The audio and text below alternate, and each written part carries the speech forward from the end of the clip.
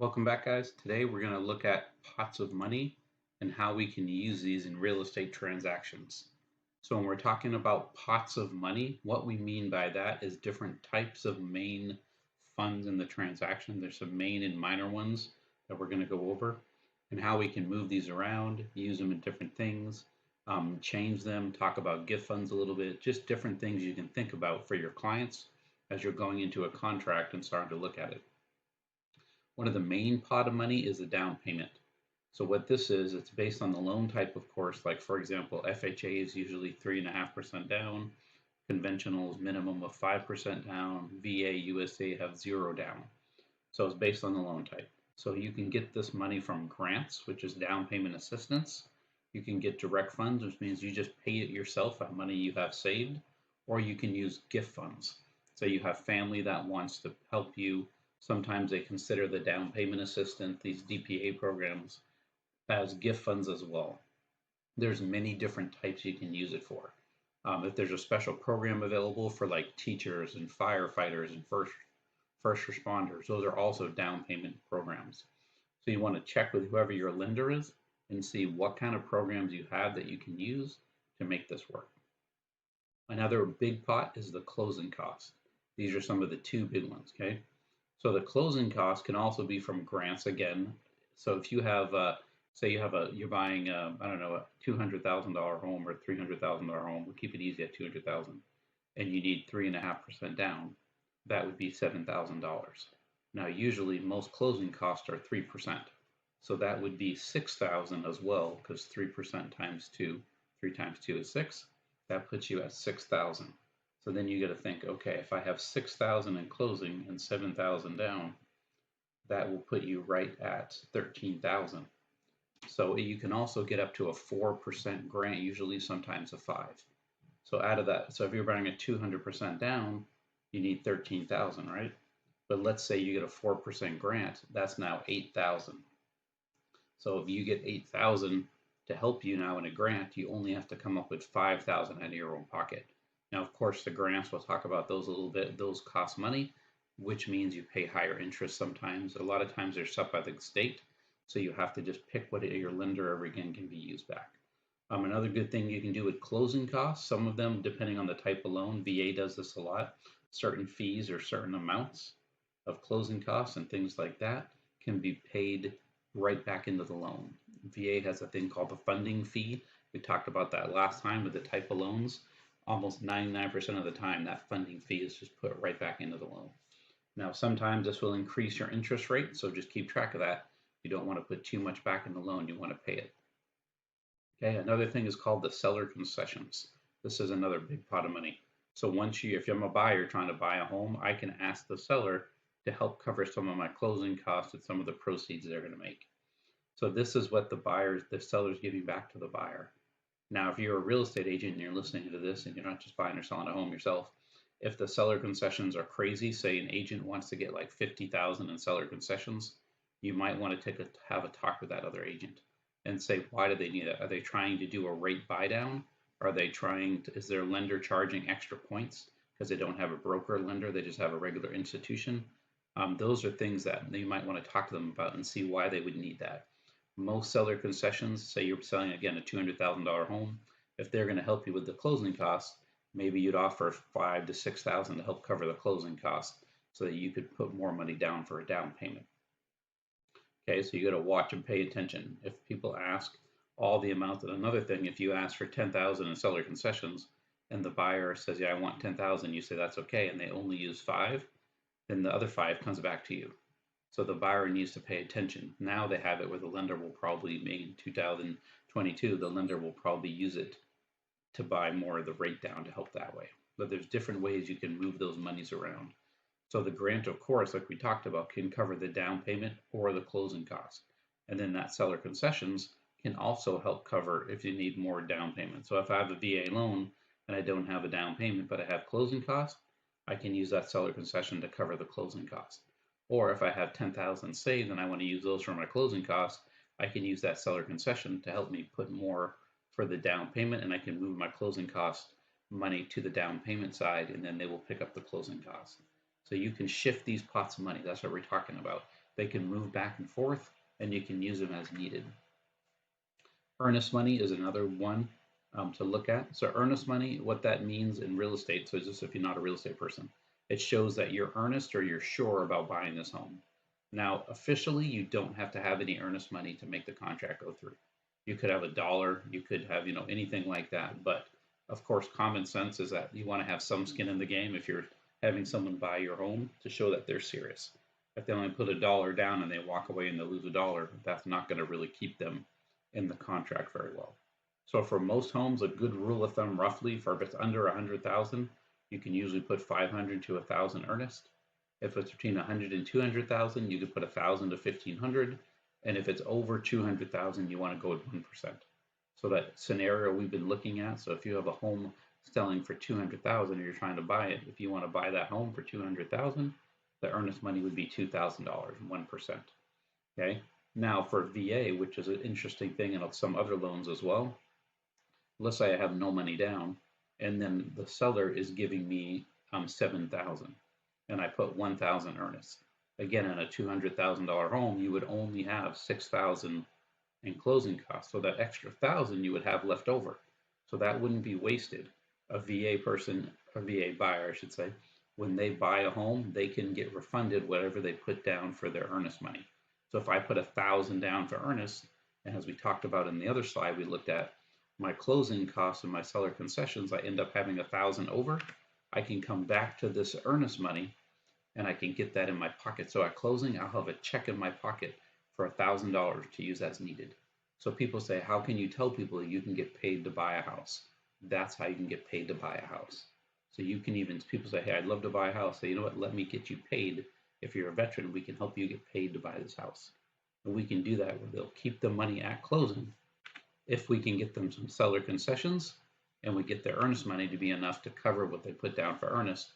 And then they might come at zero. So say there's 2,000 left over for seller concessions. They can only get 1,000 if they put 1,000 down. The other 1,000 would be lost back to the seller, or they could use that to buy the rate. Okay. Now the inspection, 99% of the time the buyer pays for it, so which is a cost. But sometimes you can get the seller to do it. It's all part of the negotiations, but it's almost always going to be the buyer. There's a couple title inspection companies out now. I'll say a shout out to Your Time Home Inspection here in San Antonio. They're great. I've used them before. They actually have a program where you get the inspection and you can be paid at closing. Of course, if you do the inspection and it's terrible and you're like, no way, I'm not buying this house, you still have to pay it. You can't not pay them, okay? Once you get a good inspector and you're doing that with the payment, make sure the inspector has a super or they're registered with the local MLS and they also have a relationship with a pest inspector. That's very important to do because if they don't have a relationship with a pest inspector or if they're not a certified pest inspector, the VA home loan has to have, if you're buying home with the VA, has to have a pest inspection. Some of the other ones are a little more lenient, but you want to be able to have a one-stop shop. I also use Lone Star inspections. They're really good as well. I use both as well as them as Your Time. They're both certified. So if I have a well, like a country home, or if I have a septic, those homes have to, especially for VA, they have to be inspected by VA law. You can't buy a home without getting them inspected. And then if it's a septic, they're almost 99% of the time going to ask for it to be pumped. So you might as well get it pumped right up front and just pay that fee, have it inspected and have it pumped, just so it's ready to go so you don't have to worry about it. And then when your water sample comes in, you can take care of it like that. Now with the survey, this is something that is easy in the contract of the 1 to 4 here in Texas. It's very easy to negotiate that. There's 3 boxes. The first box says if they have a survey or if they give you one and it's out of date and they need to do an order a new one, then the seller or the buyer has to pay. Now, if they don't have a survey in a T47 and they can't give you an old one, even if it's a bad one, then the seller has to pay for it no matter who picks. The second box in the contract says that the buyer will pay for it, and the third one says the seller will pay for it. So whichever one you're going to go through, make sure you pick the correct box. I'm pretty sure it's a buyer seller. I could have it backwards, but I'm pretty sure. So go through and pick the correct one for the survey.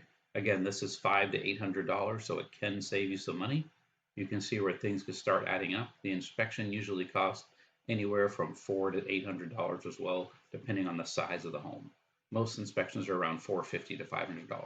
But if you have a very big home or a lot of land and they have to do like a pest inspection, which is usually $99 to $150, or if they have to do the septic and all these other well inspections, all these add up. And instead of a $500 inspection, you're not at a $700 or $800 inspection. And that's the other good thing with that. With the survey, you can go through that way and you can get to negotiate on either side. A home warranty, this is usually paid by the seller, again, as part of the contract, called the residential service contract, but sometimes the buyer will still pick it up. Now, this is where I always say, if you're a real estate agent and your client's like, no, we want this home, and the seller's like, we're not going to pay a home warranty, you should pay this for your client. It's for $400 or $500 out of your commission to get paid at closing, it's worth it. And you can write that off on your taxes. So it saves you money. It lets you write off marketing fees on your taxes because you can let your client know that this is used for marketing and that's how they're going to market you. And then you can move that around. But anyone can pay the home warranty. There's a lot of discounts you can get if you do a lot of home warranties. Call them and say, hey, I have a home warranty. I've given you quite a few this year for your home warranty company, and say, I would like at this point to see if you can give me a discount. There's usually military discounts, all those. Home warranties are similar. Take your time to talk to different home warranty companies. Find the one that's going to work best for your client and for you. And that's where you want to focus on and make it work. So this is where you're going to have to take some time. I know we went through all these different ones, and there's a lot of different things and these are the main things people can pay. Of course, there's multiple other little things that are always going to pop up that people are going to pay. These are just some of the main pots of money. Okay, so just keep it in mind that if you use grants and gift funds and everything else, those ones are going to be moved around as well, and you can use that, but you need to have an understanding, very basic. You don't need to be an expert. That's what you have a lender for. The lender is going to be the expert on this, but you need to understand. So if you know that your client's VA and they have a grant of 2%, for example, and they're going to need a couple more thousand, and the lender says they don't have any money, you can tell them, well, let's get some gift funds from family. If the lender doesn't understand those type of things, you need to get a better lender. Okay, so if you need a good lender in Texas, reach out to me. I have some amazing lenders that I work with who are brokers and can give you some really good information and walk you through the whole process. Now we talked a little bit about grants. So grants is where you can save, of course, some great money. I have 1 to 4% in there, but they do have some grants at 5%. They're very few. So if you get lucky and you find one, good for you. They usually run out of money really quick. And again, that can be used for closing costs and down payments. A lot of grants, depending on the type. The main ones are Teach Shack and Seth. Those are two big ones, government grants. Again, the grants are set the rate by the state. So you got to do that way. And a lot of times there's one of the grants when you close, it's forgiven right at closing. Some other grants you have to keep in the home 3 years before you sell it for the grant to be forgiven. And other grants, you can't forgive them at all. You never pay them back until you close on the home. So you need to talk to there's like 30 or 40 different down payment assistance programs out there.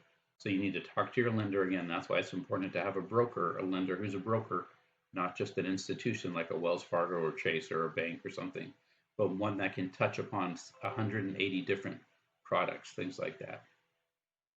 Now that's a good way for grant. But remember, think of it like a balancing, like scales. The more grant you use pulls the weight down, and the other side is your interest rate. So if you use a 2% grant or a 5% grant, you're going to get that money, that free money, you can think of it, but it's not free.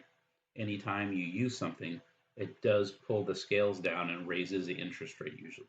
But right now with the rates, right now I'm doing this video in November of 2022, and the rates are all over the place. So, I mean, this week we had a drop, last week, 2 weeks ago we had a rise. We don't know what's going on. So there might be better to use a grant. We had one type of grant going on that was actually lower with the government rate than it was to get a regular loan. It was cheap. It was better for the client to get a grant, and because the rate was set by the state and by the government. So because it's a government grant program. So once you have it set that way, if they have the rate set at 6% and the current rates are 7, go with the grant. You'll be at a percent less at a 6 instead of a 7. You don't have to pay for it. The government has that already part of their loan. So take advantage of those. Always check those. Now a wrap, it's kind of a little bit more complicated. I don't want to get into too much problems about the wrap. But a lot of people aren't doing these anymore. Some of them are out there. Think of it like a mini mortgage around your main mortgage. So instead of having a 30-year loan, you might have a 40-year loan because it might take you 8 or 10 years or 5 years, whatever, a 35-year loan to pay off this wrap. So what it is, you get a mini loan kind of for the client, and it's usually 8% of the loan amount. So remember, if you're putting 3.5% down for an FHA, for example, and you need 3% closing, that's 6.5%. Now with the wrap, it costs 2 points. So 8% you get, but you have to knock two of those out. So you're really only at 6% that you can use because the rest are for fees and stuff usually. Now, not every wrap is like that, of course, I need to explain, but that's how it usually uses. And then you can, again, it's not forgiven or paid off for 7 to 10 years. Forgiven is a bad word because it's not really forgiven. You have to pay it off. So don't look at the word forgiven, but think of paid off for 7 to 10 years has gone by. So this is great. But if you have a client that has no money, they can buy a home literally for nothing out of pocket and they're done. And then they can buy a home with a wrap and then maybe a tiny a couple $1,000 or so out of pocket or less than 2,000, depending on earnest and inspection and appraisal and stuff like that that we talked about earlier.